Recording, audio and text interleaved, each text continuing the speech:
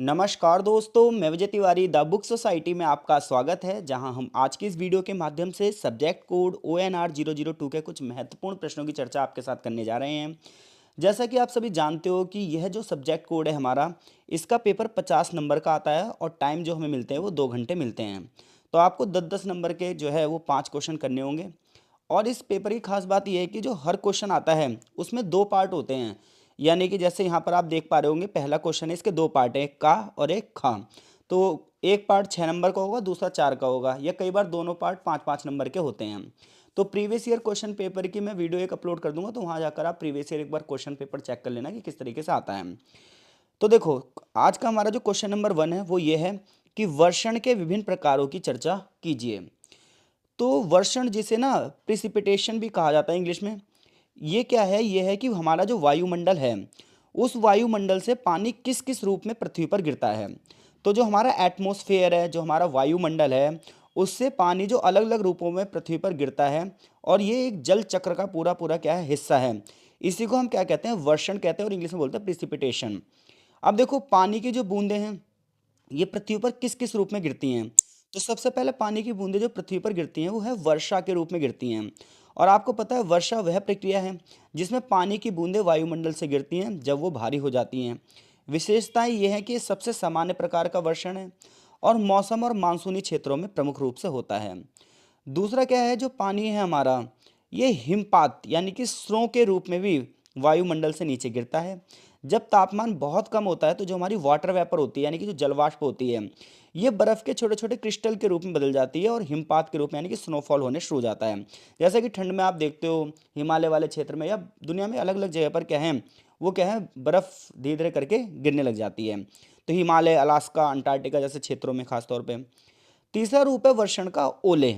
अगर ओले की बात करोगे तो आपने देखा होगा कई बार क्या है, गर्मी में जब बारिश होती है बहुत तेज, तो उसके साथ साथ ओले भी पड़ते हैं। तो ओले बर्फ के गोलाकार टुकड़े होते हैं जो ऊंचे ठंडे बादलों में बनते हैं, और जब वो भारी हो जाते हैं तो गिरते हैं। यह गरज के साथ तूफानों के दौरान होता है और अक्सर गर्मियों में देखा जाता है। चौथा रूप है वर्षण का, कोहरा, ड्रिजल। तो आप देखते हो कोहरा बहुत हल्की छोटी छोटी पानी की बूंदें होती हैं जो धीरे धीरे गिरती हैं। ये अक्सर बादल युक्त मौसम में होता है और इसकी बूंदें इतनी हल्की होती हैं कि कई बार वो जमीन पर पहुंचने से पहले ही एवोपरेट हो जाती हैं। ओस और पाला, सर्दियों में आपने देखा होगा कई बार, ड्यू एंड फ्रॉस्ट। तो ओस ओस रात के समय वाष्प के ठंडी सतह पर संघनित होने से बनती है, जबकि जब तापमान शून्य से नीचे चला जाता है तो पाला पड़ता है। कई बार आप कहते हो ना, भाई ठंड इतनी ज़्यादा पड़ रही है, बिल्कुल कप कपा देने वाली कप पड़ रही है, तो उसे कहते हैं पाला पड़ रहा है। इसमें जो वाटर वेपर होती है, हमारी जलवाष्प होती है, जो वो सीधे बर्फ में बदल जाती है। आमतौर पर शांत और स्थिर मौसम में होता है, सर्दियों में। निष्कर्ष यह है कि वर्षण के अलग अलग प्रकार हैं जो हमारे जल चक्र के लिए, हमारे पर्यावरण के लिए बहुत ज़्यादा महत्वपूर्ण हैं, और इसी से हमारी पृथ्वी पर जल की उपलब्धता, कृषि और जलवायु, ये सारी चीज़ें प्रभावित होती हैं। तो अगर आपसे एग्जामिनर क्वेश्चन यह पूछ रहा है कि भाई वर्षण के प्रकार बताओ, तो आप क्या बताओगे कि वर्षण वायुमंडल में पानी की विभिन्न रूपों में पृथ्वी पर गिरने की एक प्रक्रिया है। यानी कि वायुमंडल से, हमारे एटमॉस्फेयर से पानी अलग अलग रूपों में जो नीचे गिरेगा, तो इसे हम क्या कहेंगे? वर्षण कहेंगे। और ये वर्षा के रूप में हो सकता है, हिमपात के रूप में हो सकता है, ओले के रूप में हो सकता है, कोहरे के रूप में हो सकता है, ओस और पाले के रूप में भी हो सकता है। तो क्वेश्चन नंबर 1 का जो पार्ट 1 था वो तो ये था। अब जो हमारा पार्ट 2 है वो ये है कि, यानी कि खा जो क्वेश्चन है हमारा वो है, ये है कि वर्षण के निर्माण के लिए अनिवार्य स्थितियों की व्याख्या कीजिए। यानी कि वो कौन सी पर्यावरणीय अवस्थाएं होंगी जिसमें वर्षण जो है उसका निर्माण होगा। तो देखो, तो वर्षण का कोई भी रूप हो, कोई भी रूप, चाहे वो बारिश हो, चाहे वो हिमपात हो, चाहे वो ओलों का गिरना हो, तो उसके निर्माण के लिए कुछ अनिवार्य परिस्थितियां होती हैं, जो कि हमारी जो वाटर वेपर होती है। वाटर वेपर क्या होता है? जो जल जब भाप के रूप में बनकर वो हमारे वायुमंडल में प्रवेश कर जाता है तो उसे हम क्या बोलते हैं? जलवाष्प कहते हैं, इंग्लिश में बोलते हैं वाटर वेपर। तो जब ये पृथ्वी की सतह पर पानी के अलग अलग रूपों में गिरता है तो इसे क्या बोलते हैं? वर्षण बोलते हैं। तो ये वर्षण आखिर किन परिस्थितियों में होता है? तो देखो, सबसे पहली कंडीशन है वायुमंडलीय जलवाष्प। तो वर्षण के लिए जो पहली चीज है, जो पहली आवश्यकता है, वो है कि हमारी वायुमंडल में जलवाष्प की उपस्थिति होनी चाहिए। यानी कि जो हमारा एटमॉस्फेयर है उसमें वाटर वेपर होनी चाहिए। जलवाष्प वायुमंडल में अलग अलग सोर्सेज से आता है। यानी कि वायुमंडल में जो जलवाष्प है वो कहाँ से आता है? तो महासागरों से, नदियों से, झीलों से और पेड़ पौधों के वाष्पीकरण से। तो होता क्या है, आप देखते हो पानी अलग अलग रूपों में हमारे स्थल पर बिखरा हुआ है। महासागरों में पानी है, नदियों में पानी है, झीलों में पानी है। तो ये क्या होता है, ये सूर्य की हीट पाकर वाष्पीकरण शुरू होता है, इसका एवोपरेशन शुरू होता है। फिर पानी क्या होता है, भाप बनकर गैसीय अवस्था में आ जाता है। तो पानी जब भाप बनकर गैसीय अवस्था में आता है तो इसे ही जलवाष्प कहते हैं। तो एटमॉस्फेयर में अगर जलवाष्प नहीं होगी तो वर्षण भी नहीं होगा। तो एटमॉस्फेयर में, हमारे वातावरण में, वायुमंडल में जलवाष्प का होना जरूरी है। वर्षण की पहली कंडीशन यही है। तो वर्षण का कोई भी रूप हो वो जब ही बनेगा जब हमारे वायुमंडल में जलवाष्प की मात्रा होगी। अब दूसरी बात यह है कि तापमान में कमी होनी चाहिए। किस में कमी होनी चाहिए, तापमान में। तो क्या होता है, हवा गर्म होकर जब ऊपर उठती है तो धीरे धीरे करके ऊपरी सतहों में जाके वो ठंडी होनी शुरू हो जाती है, और जब वो भारी हो जाती है तो संघनन शुरू हो जाता है। तो हम अगर वाटर वेपर की बात करें तो पहले क्या होता है, पानी को हीट मिलती है। जब पानी को हीट मिलती है तो पानी गर्म होकर में भाप बनकर उड़ने लग जाता है ऊपर। बट ऊपर जैसे जैसे वो जाता रहता है वैसे वैसे तापमान ऊपर का कम होने शुरू हो जाता है, और जब उसे ठंडक मिलती है यानी कि टेम्परेचर कम होता है तो संघनन शुरू होता है, यानी कि बादलों का निर्माण शुरू हो जाता है। तो जलवाष्प जब संघनित होती है तो फिर दोबारा से जो भाप थी वो पानी के बूंदों में बदलने लग जाती है, क्योंकि गर्म में तो पानी जो है वो भाप बनकर ऊपर उड़ा, लेकिन जैसे जैसे ऊपर ठंडक मिलती जाएगी वो वापस से पानी की बूंदों में जो है चेंज होने लग जाएगा, और जब वायुमंडलीय तापमान गिरेगा तो जलवाष्प संघनित होगी और बादल बनना शुरू हो जाएंगे। फिर जो छोटे छोटे पार्टिकल्स हैं जिन्हें संघनन नाभिक कहा जाता है, ये वर्षण के लिए आवश्यक होते हैं, क्योंकि इन्हीं के आसपास बादलों का निर्माण होता है और बूंदें बनने लगती हैं। फिर वायु का आरोहण, यानी कि वायु जो ऊपर उठने की आवश्यकता होती है जिससे ठंडी हो जाती है, क्योंकि हवा गर्म होकर ऊपर की तरफ उठती है, और जैसे जैसे हवा गर्म होकर ऊपर उठेगी तो ऊपर की लेयर जो है वो ठंडी होनी शुरू हो जाएंगी। इसे हम ओरोग्राफिक उठाव और वायुमंडलीय प्रणाली। जब हवा किसी पर्वत से टकराती है तो ऊपर की ओर उठती है, जब गर्म हवा ठंडी हवा के ऊपर उठती है तो इसे संवहनीय वर्षण कहते हैं।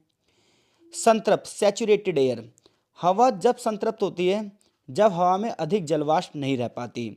जलवाष्प संघनित होकर फिर क्या होता है, तरल और ठोस के रूप में बदल जाती है, यानी कि बर्फ के जब कण गिरेंगे तो ठोस होगा और पानी की बूंदें गिरेंगी तो तरल होगा। ये सारी स्थितियां वर्षण के लिए जरूरी हैं।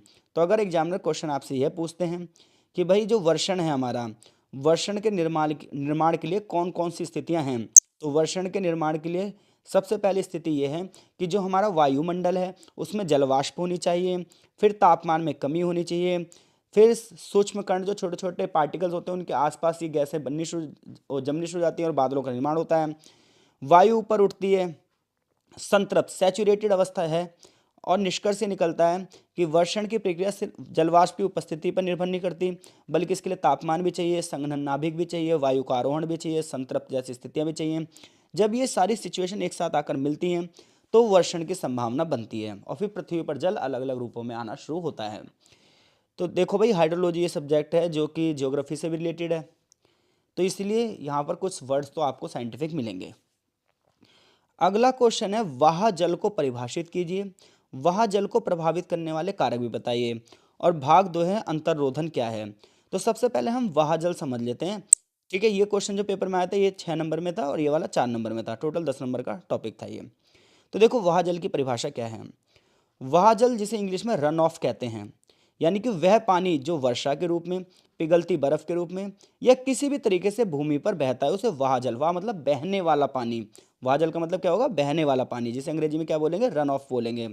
तो वह पानी जो वर्षा या बर्फ के पिघलने से या किसी भी सोर्स से भूमि की सतह पर बहता है, फिर अलग अलग जल यानी कि अलग अलग वाटर बॉडीज में, जैसे नदियों में, झीलों में और महासागरों में चला जाता है, इसे हम वाहित जल कहते हैं। तो जब मिट्टी की जल धारण क्षमता पूरी हो जाती है तो जल नीचे की तरफ नहीं जा पाता और वो बहने लग जाता है। तो देखो, जब बारिश होती है तो क्या होता है, पहले मिट्टी जो है वो अपने अंदर पानी सोखती है।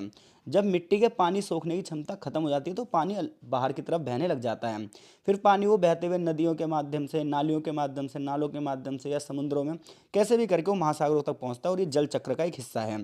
तो वाह जल की अगर मैं बात करूँ तो वाह जल मतलब है बहता हुआ पानी, जिसे इंग्लिश में क्या बोलते हैं, रन ऑफ बोलते हैं। ये जल वो होता है जो वर्षा, पिघलती बर्फ यानी कि ग्लेशियर्स, हिमनदों के पिघलने से या किसी भी सोर्सेज से भूमि की सतह पर बहेगा, चाहे नदियों में बहे, झीलों में बहे, महासागरों में बहे, कहीं पर भी बहे, तो हम उसे बोलेंगे क्या, वाह जल। और ये जब होगा जब मिट्टी की जल धारण क्षमता क्या हो जाती है, पूरी हो जाती है, यानी कि मिट्टी अब पानी नहीं सोख सकती। वाह जल को प्रभावित करने वाले क्या क्या कारक हैं, तो वर्षा की तीव्रता और अवधि। वर्षा जितनी तेज गति से होगी यानी कि बारिश जितनी तेज होगी पानी उतनी तेज बहेगा। वर्षा जितनी देर तक होगी यानी कि समय मतलब अवधि, अवधि मतलब समय, जितने समय तक होगी बारिश उतनी ज़्यादा पानी उतना ज़्यादा बहेगा। क्योंकि मान लो हल्की सी बारिश हुई बूंदाबांदी तो उसे तो मिट्टी सोख लेगी। अब बारिश बहुत ज़्यादा हुई है, बारिश जब बहुत ज़्यादा हुई है तो मिट्टी के जल धारण करने की क्षमता खत्म, अब पानी क्या होना बहना शुरू हो जाएगा, जिससे वहाँ जल में वृद्धि होगी। मिट्टी का प्रकार, अब देखो मिट्टी के भी कई कई प्रकार होते हैं। कुछ मिट्टी ऐसी होती है जो ज़्यादा पानी सोखती हैं, कुछ मिट्टी ऐसी होती है जो कम पानी सोखती हैं। तो रेतीली जो मिट्टी होगी उसमें जल पारगम्यता अधिक होगी, यानी कि रेतीली मिट्टी में पानी ज़्यादा नीचे तक जाएगा। जबकि चिकनी मिट्टी होगी उसमें कम वो होगी जो है पारगम्यता, जिसकी वजह से मिट्टी का पानी ऊपर अधिक से बहेगा। तो चिकनी मिट्टी वाले क्षेत्रों में वहाँ जल अधिक होगा, रेतीली मिट्टी वाले क्षेत्रों में वहाँ जल कम होगा, क्योंकि रेत अपने अंदर ज़्यादा पानी ऑब्जर्व करेगा। ढलान का आकार, अगर मान लो ढलान का जो आकार है वो पानी की दिशा में है तो पानी बहुत तेज से बहेगा। ढलान का आकार पानी के अपोजिट डायरेक्शन में तो थोड़ा माहौल जो है वो कम बनेगा इसका। वनस्पति और भूमि उपयोग, अब देखो जो जिस क्षेत्र में पेड़ पौधों की कमी है वहाँ पानी बहुत तेजी से बहेगा और मिट्टी की ऊपरी परत को काटता हुआ जाएगा। लेकिन जहाँ पर वनस्पति ज़्यादा है तो वहाँ पर पानी जो है जो पेड़ों की जड़ें वो पानी को अवशोषित करेंगी। तो वनस्पति का आवरण भी जल को अवशोषित करता है और वहाँ जल को कम करता है। कृषि, शहरों में अन्य भूमि उपयोग में भी वहाँ जल के पैटर्न को प्रभावित करते हैं। जलवायु और मौसम, तो जलवायु और मौसम का परिवर्तन पानी की उपलब्धता को प्रभावित करते हैं। सूखे मौसम में जमीन की क्षमता जो है कम हो सकती है, जिससे वहाँ जल बढ़ सकता है। जलाशय, बांध, झीलें और जो जल संरक्षण संरचनाएं ये भी वहाँ जल को नियंत्रित करती हैं। जैसे मान लो पानी यहाँ बहता हुआ जा रहा है और यहाँ पर उसे कोई एक झील मिल गई तो सारा पानी यहीं गिर जाएगा, इससे आगे बहेगा ही नहीं। तो बड़े बड़े जो डैम हैं, जैसे नदियों पर डैम बना दिए जाते हैं तो नदियों का प्रवाह आगे की ओर क्या हो जाता है, रुक जाता है। निष्कर्ष ये निकलता है कि वहाँ जल एक जटिल प्रक्रिया है जो कई प्राकृतिक कारकों पर, मानव निर्मित कारकों से प्रभावित होती है। और ये जल संसाधन के मैनेजमेंट, बाढ़ की संभावना और हमारे एनवायरनमेंट और स्वास्थ्य के लिए बहुत ज़्यादा महत्वपूर्ण है, ताकि हम जल संसाधनों का प्रयोग अच्छे से कर सकें, उसे मैनेज कर सकें। तो अगर वहाँ जल क्वेश्चन आता है तो मैं समझ सकता हूँ कि अब आप ये क्वेश्चन कर सकते हो। अगला क्वेश्चन हमारा इसी में था, अंतर्रोधन क्या है, इनफिल्ट्रेशन क्या है। तो अंतर्रोधन एक प्रोसेस है जिसके माध्यम से जो सतही जल होता है, जैसे चाहे वर्षा का पानी हो या बर्फ का पिघला हुआ पानी हो, वो मिट्टी या चट्टानों के छिद्र से अंदर जाता है और जल चक्र का एक हिस्सा बन जाता है। यानी कि अंतर्रोधन का मतलब ये है कि ऊपर जो हमारी ज़मीन पर पानी बह रहा है, जैसे किसी नदी में पानी बह रहा है या ग्लेशियर्स पिघल रहे हैं वहाँ से पानी बह रहा है, और वो पानी मिट्टी की सतहों के अंदर जाकर नीचे जो हमारा अंडरग्राउंड वाटर है, भौम जल जो है, उसकी पूर्ति कर रहा है। तो ये पूरा प्रोसेस अंतर्रोधन कहलाता है। अंतर्रोधन को प्रभावित करने वाले कारक क्या होंगे, एक बार फिर से सुन लो भाई, अंतर्रोधन क्या है। तो अंतर्रोधन को इनफिल्ट्रेशन कहते हैं। ये एक प्रोसेस है जिसके माध्यम से जो हमारा सतही जल है, यानी कि जो ऊपर हमें पानी दिख रहा है वो सारा सतही जल है, ये भूमि की सतह से होकर मिट्टी और चट्टानों के जो छेद होते हैं यानी कि छिद्र होते हैं उसमें प्रवेश करता है। और ये जल चक्र यानी कि पूरे हाइड्रोसाइकिल का एक महत्वपूर्ण घटक है। और फिर जल जो हमारा अंडरग्राउंड वाटर है इसे प्रभावित करता है। अंतर्रोधन ही जो है प्रोसेस है जो हमारे भूजल स्रोतों की पूर्ति करता है। पौधों द्वारा जड़ों के माध्यम से भी अवशोषित किया जा सकता है। अंतर्रोधन को प्रभावित करने वाले कारक सबसे पहले है मिट्टी का प्रकार।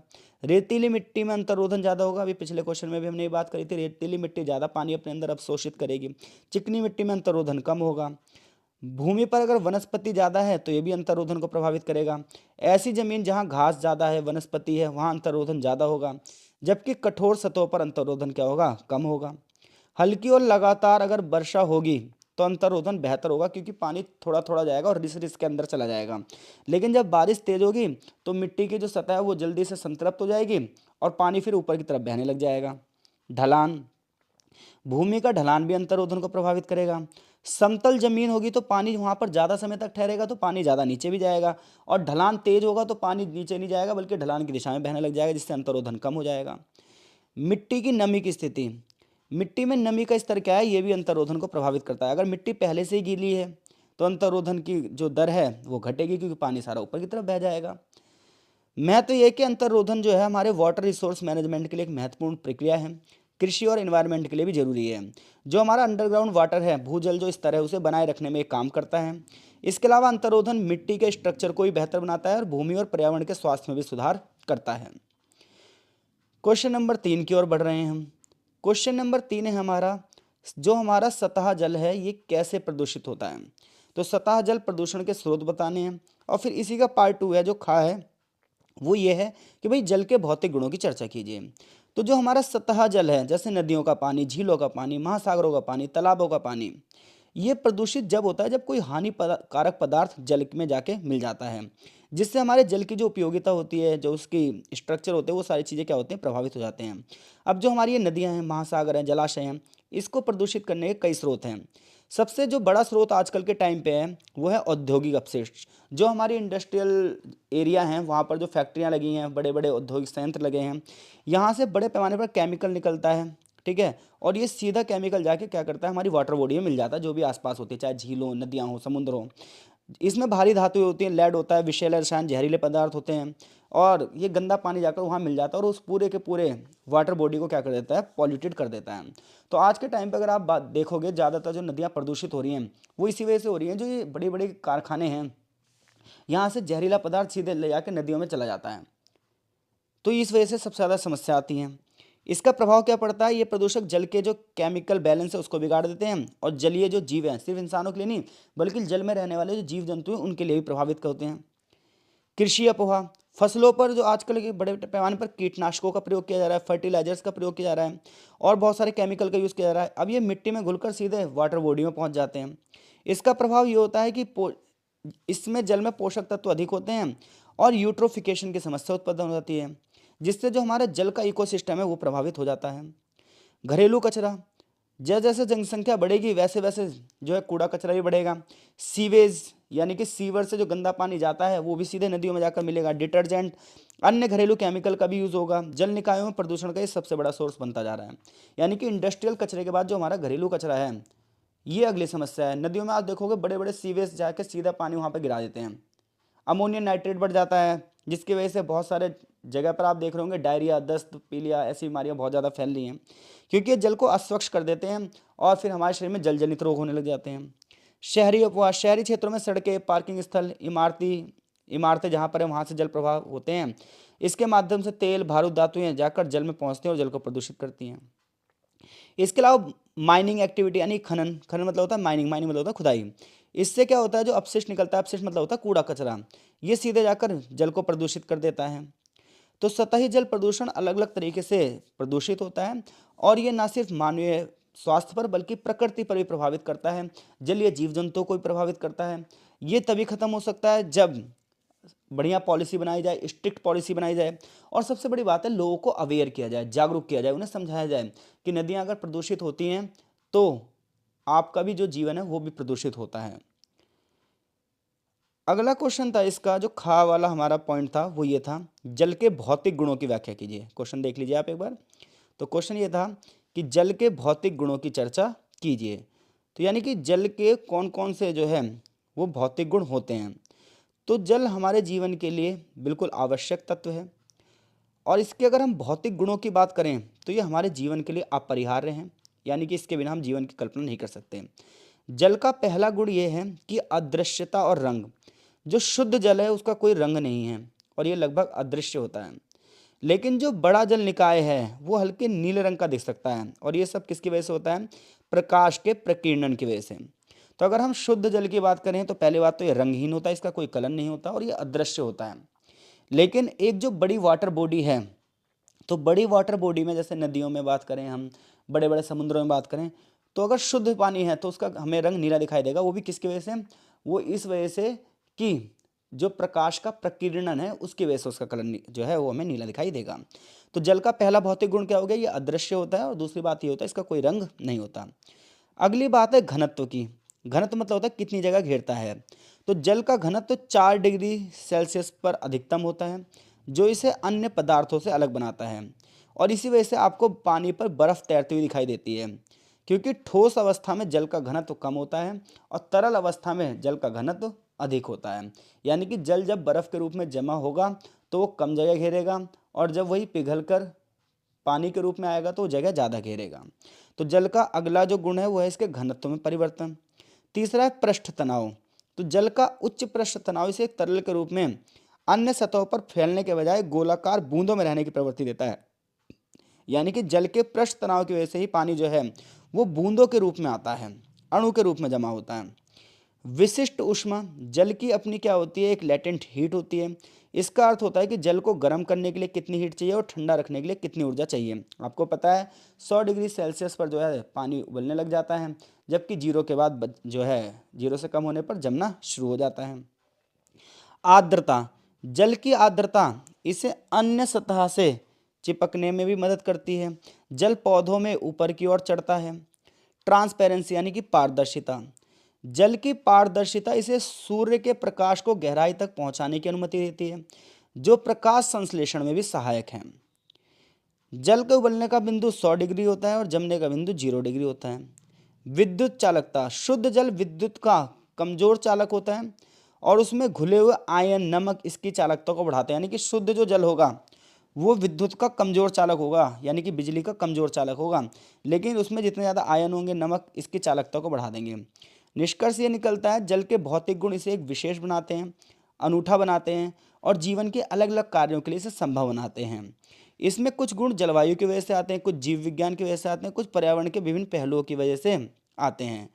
जल के इन्हीं गुणों की समझ से हमें बहुमूल्य संसाधनों के जल के इन्हीं गुणों की वजह से जल जो है वो हमारे लिए एक बहुमूल्य संसाधन बन चुका है और इसका कोई सब्स्टिट्यूट भी उपलब्ध नहीं है। ये एक हमारे लिए जीवनदायिनी स्रोत है। अंतिम क्वेश्चन की ओर बढ़ रहे हैं। जो हमारा क्वेश्चन नंबर 4 है वो ये है, सौर द्वारा पानी के कीटाणु शोधन की व्याख्या कीजिए। यानी कि सूर्य के माध्यम से हम किस प्रकार से पानी के कीटाणुओं को खत्म कर सकते हैं। और दूसरा जो पार्ट है वो ये है कि घरेलू जल उपचार तंत्र की चर्चा कीजिए। तो देखो, सौर द्वारा पानी का जो कीटाणु शोधन है इसे सौर जल कीटाणु शोधन कहा जाता है। इंग्लिश में SODIS के नाम से जाना जाता है। ये एक सरल तरीका है जिसमें हम सूर्य के प्रकाश का उपयोग करके पीने के पानी को पीने के योग्य बना सकते हैं। इसका पूरा प्रोसेस क्या है वो देखो। सबसे पहले हमें पानी लेना पड़ेगा। अब जो ये पानी है ये एक पारदर्शी प्लास्टिक में, यानी कि ट्रांसपेरेंट होनी चाहिए जिससे प्रकाश पार हो सके, दिखे पानी हमें, कांच की बोतलों में भर देंगे हम। तो सबसे पहले पानी को क्या करेंगे, हम प्लास्टिक या कांच की बोतलों में भर देंगे जो पारदर्शी हो।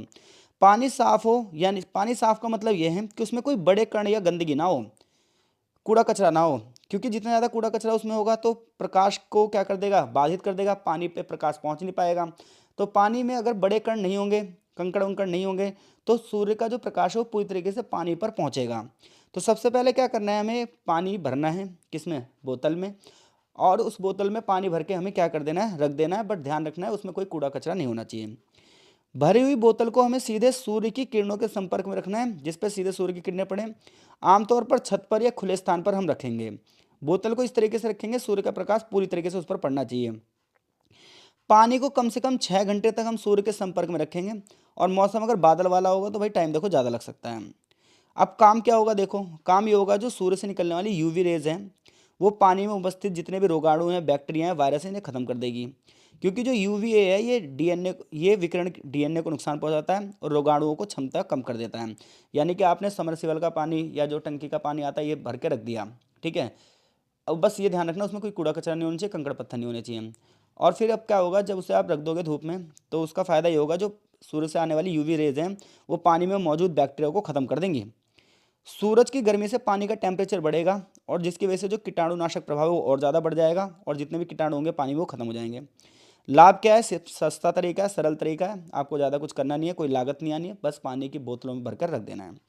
निष्कर्ष ये निकलता है कि सौर जल कीटाणु शोधन एक प्रभावी तरीका है, एक सरल तरीका है, जो विशेष रूप से विकासशील देशों में पीने के लिए सुरक्षित जल की उपलब्धता को बढ़ावा देता है। अगला क्वेश्चन है हमारा कि घरेलू जल उपचार तंत्र क्या है, डोमेस्टिक वाटर ट्रीटमेंट सिस्टम क्या है। तो ये वह विधि है जिसका उपयोग घरों में पीने योग्य स्वच्छ पानी को प्राप्त करने में किया जाता है। तो देखो ये क्या क्या तरीका है, यानी घर में जो हम पानी पीते हैं उसमें पानी पीने के लिए जिस जिस प्रोसेस का हम यूज़ करते हैं वो घरेलू जल उपचार तंत्र में आता है। जैसे फिल्टर वगैरह लगवा लेते हैं हम। तो पहला प्रोसेस है अवसादन, सेडिमेंटेशन। इस विधि में पानी को कुछ समय के लिए एक टंकी में इकट्ठा किया जाता है, जिसमें भारी कण तो नीचे बैठ जाते हैं। इसके बाद ऊपरी साफ पानी को अगले चरण में भेज दिया जाता है। तो देखो अगर आप फिल्टर को देखोगे तो उसमें सबसे पहले क्या होगा, पानी एक जगह जाएगा, वहाँ पर क्या होगा, जो उसमें पानी में भारी भारी कण होंगे वो तो नीचे बैठ जाएंगे, फिर जो रेत वेत जो होगी नीचे बैठ जाएगी और जो पानी है वो अगली जो है चरण में चला जाएगा।